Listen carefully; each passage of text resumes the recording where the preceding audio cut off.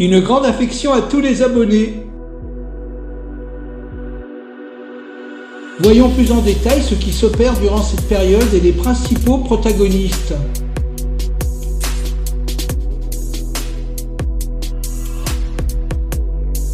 Cette vidéo est un bonus, elle n'était pas prévue au début de mon entreprise.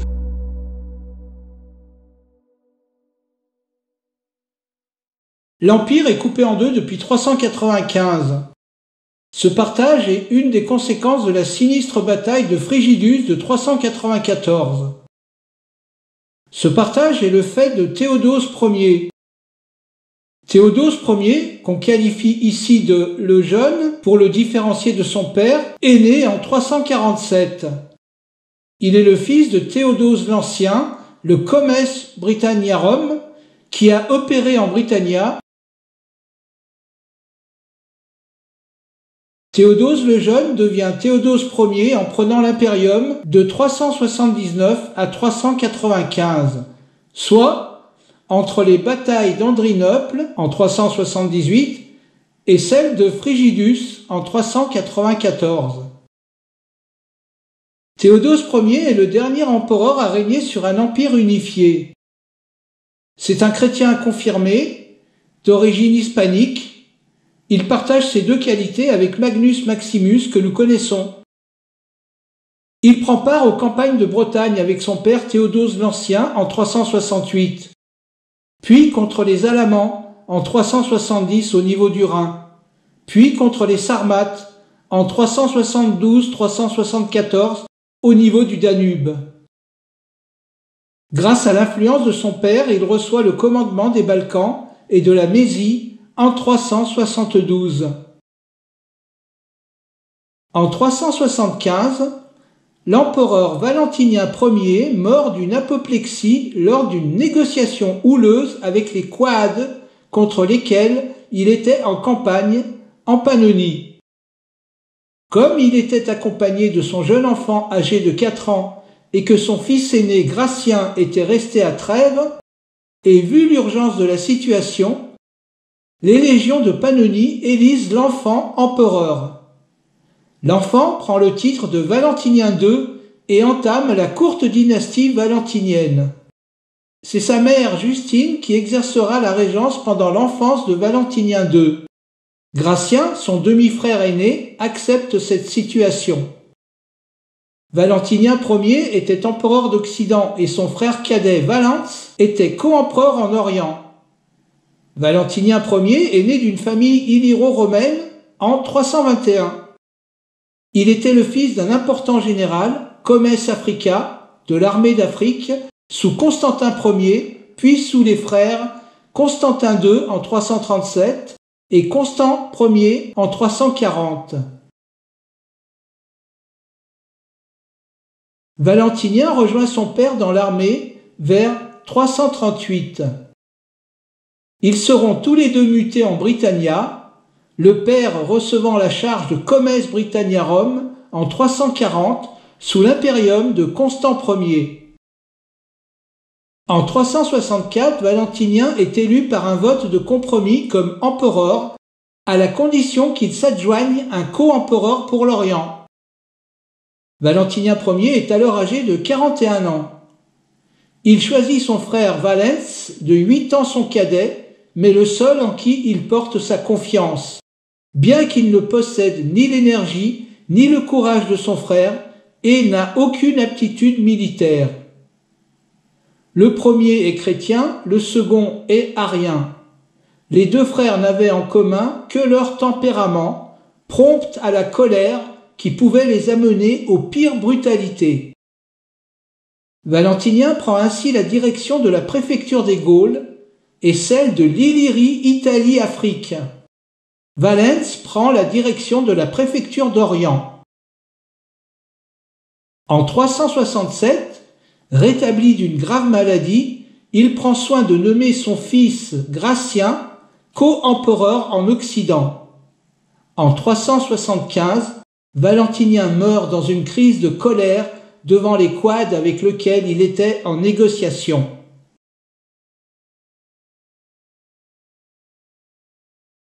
L'exécution de Théodose l'Ancien à Carthage par Valens en 376 met provisoirement Théodose le Jeune en disgrâce de 376 à 378.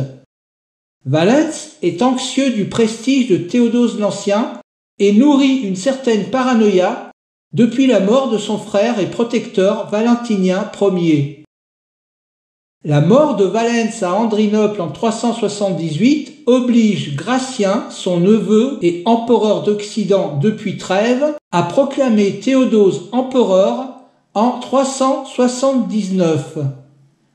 Il rétablit ainsi l'honneur de cette illustre famille de soldats. Théodose reçoit donc l'Orient, la Macédoine et la Dacie. Théodose n'aura alors de cesse que de maintenir l'unité de l'Empire. En 383, Gratien est assassiné par ordre de Magnus Maximus. L'empereur légitime, le jeune Valentinien II, son beau-frère, âgé alors de 13 ans, lui succède, toujours sous la régence de sa mère Justine. À la mort à 22 ans par pendaison suspecte de Valentinien II en 392 et son remplacement par Eugène, poussé au titre par le parti romain sénatorial majoritaire anti-barbare et voulant restaurer le culte des anciens dieux, Théodose se voit contraint d'engager son armée d'Orient dans une lutte finale. Cette lutte aura lieu près de Trieste, en bord de la rivière Frigidus.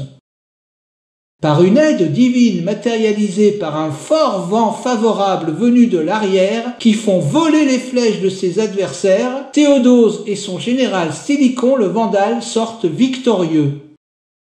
Cette bataille décime les troupes du prétoire des Gaules, hormis les Britonnes qui n'étaient pas enthousiastes à faire le voyage. Cet anéantissement militaire est une véritable aubaine pour les peuples germains qui dès lors vont déferler dans l'Empire d'Occident. Sur le plan généalogique, Théodose Ier épouse en 376 en premières noces Aelia Flavia Flaccilla, chrétienne convaincue, qui lui donne ses deux garçons, Arcadius en 377 et Honorius en 384. Aelia décède en couche en 385. Théodose Ier, veuf, épouse en 387 et en deuxième noces Aelia Galla, fille de Valentinien Ier et sœur de Valentinien II. Aelia Galla lui donnera une fille nommée Galla Placidia, laquelle sera la femme de Atolphe le Wisigothe, le fils d'Alaric Ier, et par la suite, veuve, Galla Placidia épousera Constance III, usurpateur d'Occident. En 419, Galla Placidia donnera à Constance III à Ravenne un seul fils, Valentinien III, qui, par sa généalogie valentinienne de par sa grand-mère, sera désigné empereur en 423 dès l'âge de 4 ans. Avec la mort suspecte de Valentinien II en 392 et son succès contre Jean en 394, Théodose Ier réunifie l'Empire. Pas pour longtemps, puisqu'il décède le 17 janvier 395. L'Empire est alors divisé de manière testamentaire en deux pour ses deux fils. Arcadius, l'aîné, âgé de 18 ans, siège en Orient. Il mourra précocement en 408 et sera remplacé par Théodose II. Honorius, le cadet, âgé de 9 ans, siège en Occident, à Rome, avec Stylicon, général vandale, comme régent. Stylicon est le neveu par alliance de Théodose Ier après son mariage avec la nièce Séréna. Stylicon essayera d'intervenir dans les affaires orientales. Mais en Occident, les finances deviennent déplorables. À partir de 402, Stylicon arrête de payer les légions et n'a plus les moyens de recruter de mercenaires. Cette situation sème le trouble et la colère parmi les légions continentales occidentales, y compris les Britonnes. En 406, il laisse les Vandales traverser la Gaule. En 408, une coalition anti-barbare se ligue contre lui à Rome. On lui reproche entre autres de ne pas avoir empêché les Vandales d'avoir saccagé la Gaule. Stilicon possède bien cette infortune d'être d'origine vandale. Il est exécuté le 22 août 408 avec son fils Eucher sur ordre d'Honorius et il est remplacé par Olympius. L'armée est épurée des éléments germaniques chers à Stilicon. Par la suite, Honorius doit faire face à plusieurs usurpateurs comme Constantin III qu'il arrive à défaire en 411 à Arles grâce à son nouveau général Constantius, Maxime, acclamé empereur en Hispanie en 409 par son père Gérontius, ancien général de Constantin III. Maxime sera défait en 421 et exposé au cirque l'année suivante où il sera exécuté. Et enfin, Honorius doit faire face à son propre général Constantius qui, après avoir chassé de Gaulle et tué Atolphe, le fils d'Alaric Ier à la tête des Wisigoths, et après avoir épousé sa veuve Galla Placidia, qui est aussi la demi-sœur d'Honorius, se fait proclamer Auguste en 421 à la suite de Maxime, sous le nom de Constance III. Ce sera Théodose II qui se chargera de le défaire en septembre 421. Honorius meurt en 423, remplacé par Valentinien III en 425, après le court interrègne de l'usurpateur Jean. Voyons voir ce qui se passe du côté des barbares. Du fond des steppes de l'Est, les Huns déferlent sur la Syrie et l'Asie mineure anatolienne en 395. Poussés par les Huns, les Goths en Mésie entament un processus migratoire. Une première campagne a eu lieu en 368 et une deuxième campagne plus glorieuse se produit en 378.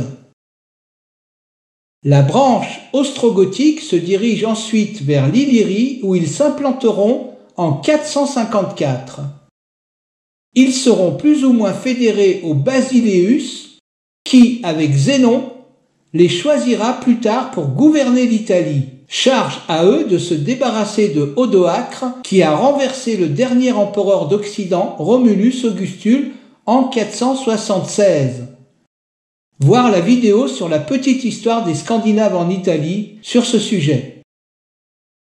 La branche wisigothique se dirige vers Constantinople. Avec l'aide des Goths locaux mécontents de leur installation en Thrace par Valens, les Wisigoths sont victorieux à Andrinople en 378. Par la suite, ils sont dans un premier temps contenus par Théodose Ier avec un traité de fédérés en 382. Mais ils sont déçus par son ingratitude après la bataille de Frigidus en 394, dans laquelle ils participèrent à la victoire. Ils attendent la mort de Théodose en 395 pour se révolter.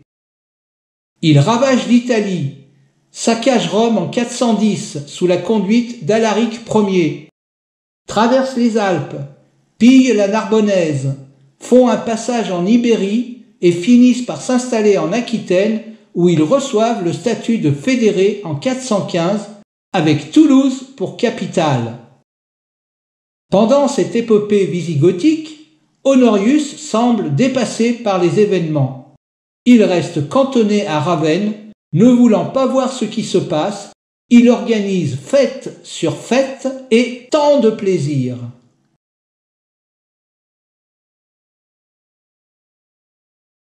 Les Vandales. Les Vandales ouvrent une large brèche dans le Limes germanique. Ils profitent d'un Rhin gelé en 406 pour débouler en Gaule. Stilicon considère ne pas avoir les forces pour les repousser.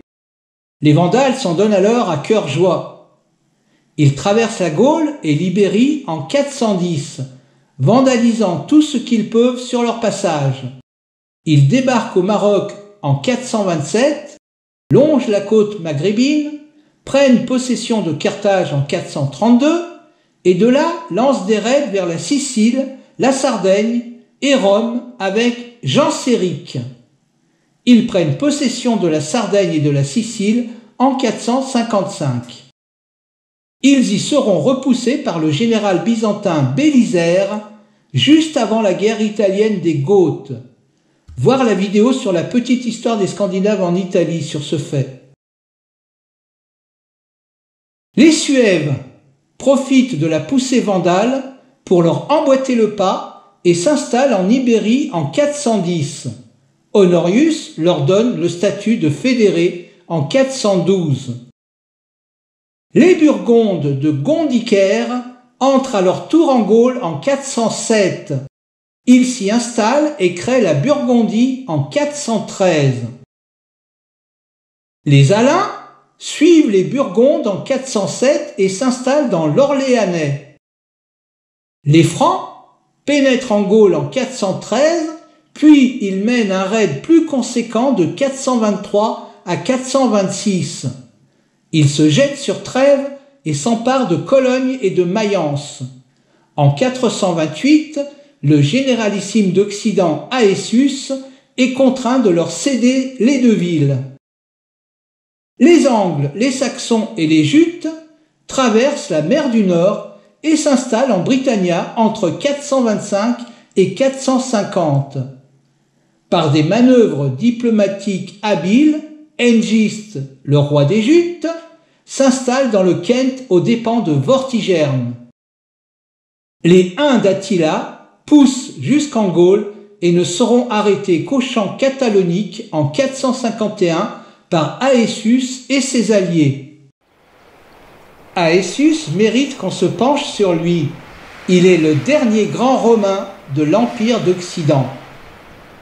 Né en 395 en Bulgarie d'une riche et noble romaine et d'un père scythe, il devient sénateur et généralissime de l'Empire d'Occident sous le règne de Valentinien III. Valentinien III règne de 425 à 455.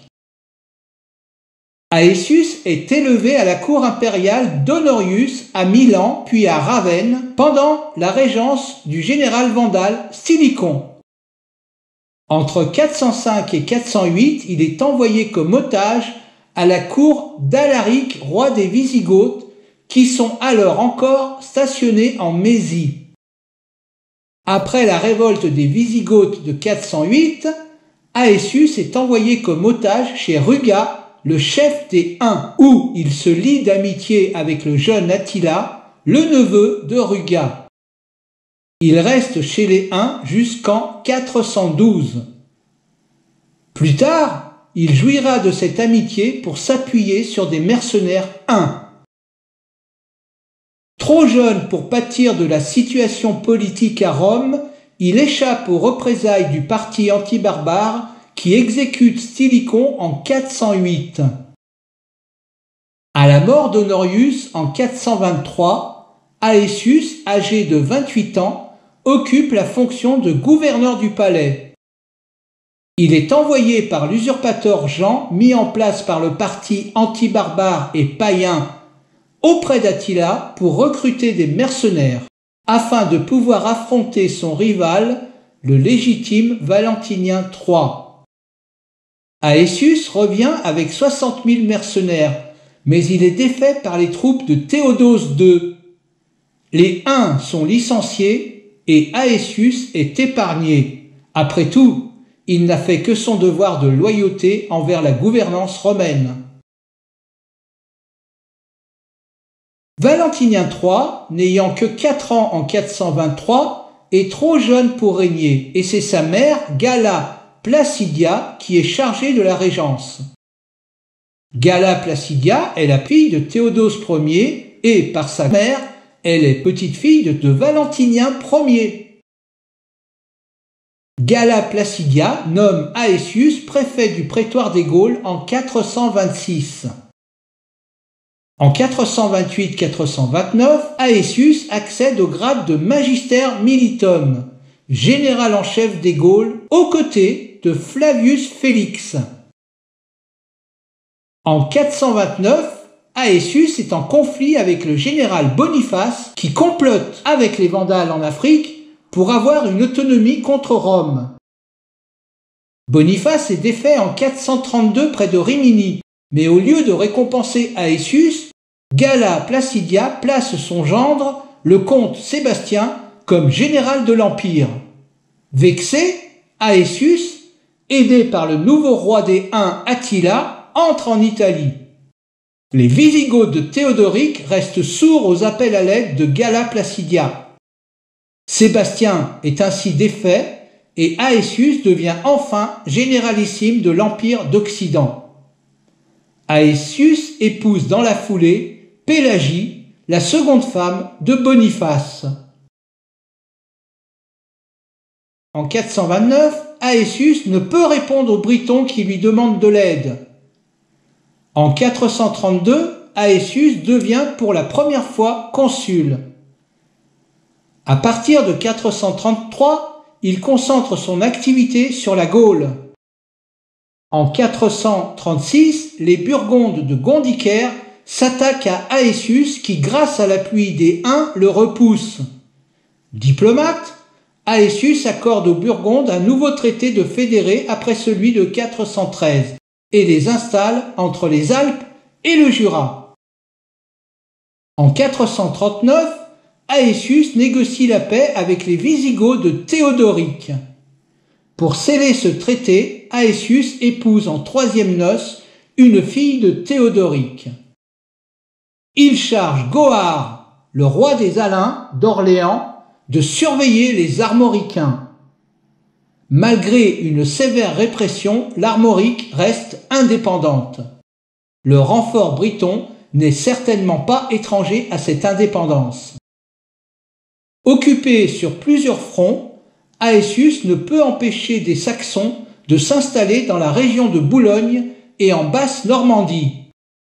En 446, un second appel des Britons reste lettre morte selon Gilda.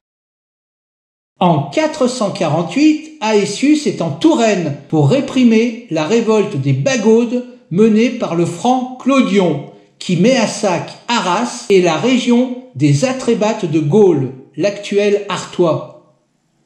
La contre-attaque d'Aetius débouche sur un statu quo et il confère à Clodion le statut de fédéré. Il lui donne la ville de Tournai et le charge de défendre l'Empire contre les Germains d'Outre-Rhin. Cette région sera à l'origine du futur royaume franc de Clovis. En 449, après une sombre histoire de séquestration d'Honoria par son frère Valentinien III pour l'empêcher d'avoir un héritier, la sœur envoie sa bague à Attila qui s'empresse d'accepter la demande en mariage. Attila demande alors en dot à Valentinien la Gaule, ce qui lui est refusé autant que cette stupide promesse de mariage. Attila entre alors en Gaule en 450 et y sème le chaos. Partout où il passe, l'herbe trépasse. Aetius cherche alors de nouvelles alliances auprès du Wisigoth Théodoric, auprès de Mérové le Franc, auprès des Francs Ripuaires, des Burgondes, des Alains et des Sarmates. Une première bataille a lieu en 450 qui repousse les Huns. Dans cette première bataille, les Alains sont mis en première ligne car on les soupçonne de collusion avec les Huns. La deuxième bataille est plus décisive et a lieu en 451 au champ catalonique. Cette fois, les Alains sont avec Attila. Théodoric Ier, le Wisigoth, est héroïquement tué dans la bataille. Les Huns sont repoussés une deuxième fois et retournent en Pannonie. Aetius ne poursuit pas Attila, sans doute à cause de sa vieille amitié avec lui. Triomphant, et avec l'énorme butin des Huns, Aetius fait des jaloux en Italie. Les complotistes comme Julien Pain l'accusent d'être un traître à cause de son sang barbare et de son amitié avec Attila. Aetius meurt poignardé de la main de Valentinien III le 21 septembre 454. On dira que ce jour-là, Valentinien s'est coupé la main droite avec la gauche.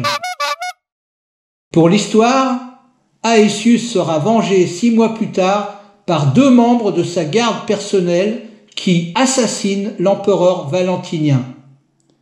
À partir de là, les empereurs successifs seront incapables d'avoir une autorité sur l'Occident et seront qualifiés de fantoches et sous l'emprise de leurs généralissimes, tous d'origine barbare. Le personnage d'Aetius est développé dans la vidéo Petite histoire des Francs-Saliens, partie 2. En Britannia, les légions sont livrées à elles-mêmes à partir de la défaite de Magnus Maximus. Magnus Maximus, comes Britanniarum, se révolte en 383, passe en Gaule, rallie les légions de Rhétie, défait Gratien, le fait assassiner pendant sa fuite vers Lugdunum et installe sa capitale à Trèves. Puis, en 387, il envahit l'Italie, forçant Valentinien II et sa cour à se réfugier en Thessalonique. Théodose Ier réagit. Il promet son aide à Valentinien II, qui dut en retour lui donner la main de sa sœur Aelia Galla. Théodose Ier associe au trône son fils aîné Arcadius, à qui il donne la charge de la préfecture du prétoire d'Orient et d'Illyrie. En 388, il défait Magnus Maximus le long de la Save en Serbie, puis l'exécute. En 410, c'est au tour de Constantin III, comes Britanniarum, de débarquer en Gaule pour ravir le pouvoir d'Honorius à Rome. Constantin III est accompagné de son fils Constant. Là encore, les légions de Rhétie se rallient à lui. Eudobitch le Franc se rallie également à lui et compte sur les Alamans pour le seconder. Le comes Britanniarum est défait en 411. Constantin III, son fils Constant et Eudobitch sont exécutés. Honorius invite alors les villes britonnes à se défendre par elles-mêmes. Cette énième guerre entre légions romaines finit par décimer le corps militaire romain d'Occident. Ceci fait bien évidemment l'affaire des barbares qui ne voient plus de résistance romaine à leur incursion en Gaule. Les troupes d'Orient n'interviennent plus car ce n'est plus de leur autorité étant donné qu'à présent elles sont affectées pour l'Orient. En 429, pressés par les Pictes, les Scots et les Germains, les Britons lancent un appel à Aetius qui ne peut répondre. C'est Saint Germain d'Auxerre qui débarque pour lutter contre le pélagianisme. En 446, d'après Gilda, un second appel reste également lettre morte. Vortigern, appuyé par le Conseil de Londres, se déclare roi des Britons.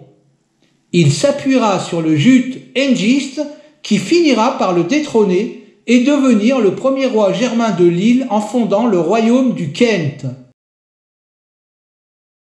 Dans les années 60, c'est Ambrosius Aurelianus qui tentera vainement de lutter à la fois contre les Pictes, les Scots et les Germains.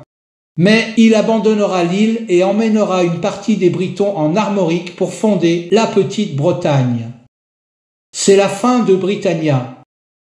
Quelques sites archéologiques romains restent remarquables de nos jours et témoignent encore de sa splendeur. Le mur d'Adrien, avec à Chestelholm le fort de Vindolanda, où l'on a découvert d'exceptionnels restes de la correspondance de soldats qui y stationnaient. Le théâtre de Verulamium, dans la banlieue de Saint-Alban. Les thermes romains de Bath, ville thermale. L'amphithéâtre de Caerleon, à l'embouchure nord de la Séverne. Le fort de Deva Victrix à Chester.